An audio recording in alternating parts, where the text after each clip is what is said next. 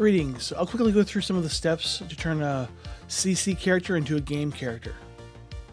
Start by loading and equipping your character. Save a copy of this character or project since this is a permanent process. Go to the character menu, then optimize and decimate. From here you'll have a number of options, including a custom option which opens up a new menu. If you want to retain this geometry, you'll have to go to custom and uncheck polygon reduction and remesher. For this character, however, I want to choose the actor build option.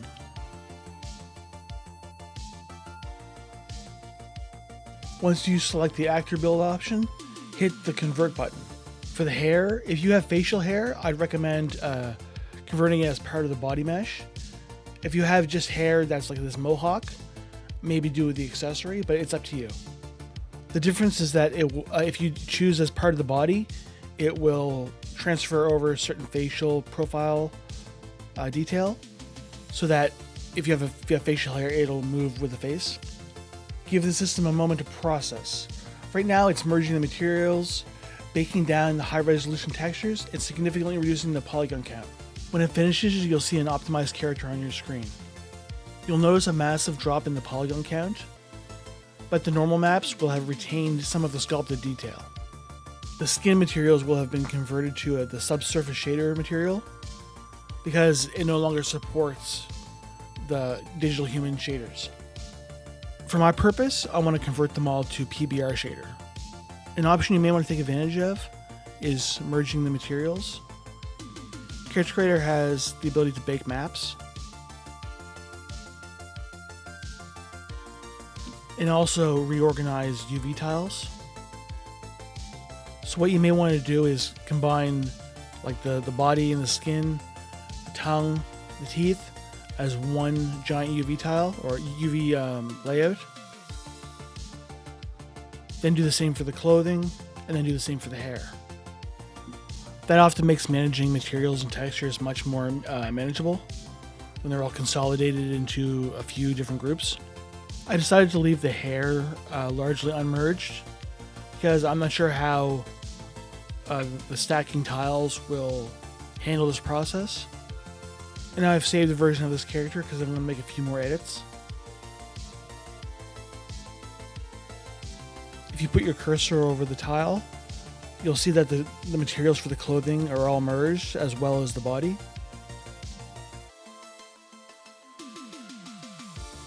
After this, you can unlink the shared materials and then merge identical. This should prevent multiple copies of the same textures being saved to your hard drive or Unreal Engine or Unity.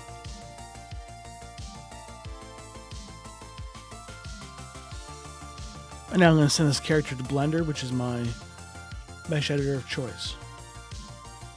Since I don't really need to reclothe this character, I'm going to delete everything that will be hidden by the other mesh.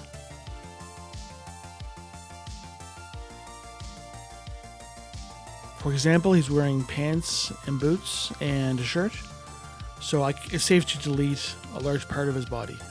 This will also fully eliminate any potential poke-throughs.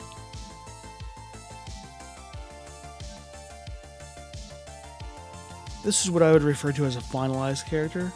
So any changes you make, you're stuck with them, unless you save a file and go back and change it from there. But I mean, like, you cannot alter his clothing just by dragging and dropping another asset onto it.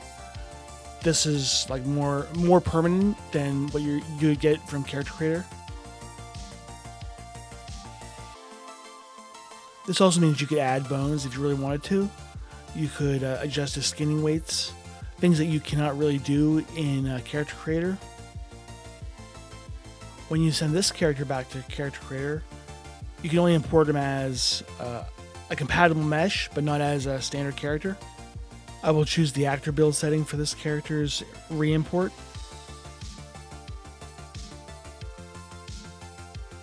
One of the main benefits of this pipeline is that the character will have facial profile capabilities, and it'll have a version of what you originally had with the high-res character. I didn't optimize this character's facial profile yet, so it's just very basic. And also it's a lower geometry version because it can only stretch the geometry so much compared to the CC5 HD version. So if you wanted to create a 3D character, a side-scroller 3D character, maybe a beat-em-up style brawler, this is a good pipeline to use. You'll have access to all of character creators' animations. You'll lose some of the abilities of adding clothing, but you know it's quite a robust pipeline, and it may be what you need for your project, especially if you need to take the character outside of the character creator pipeline.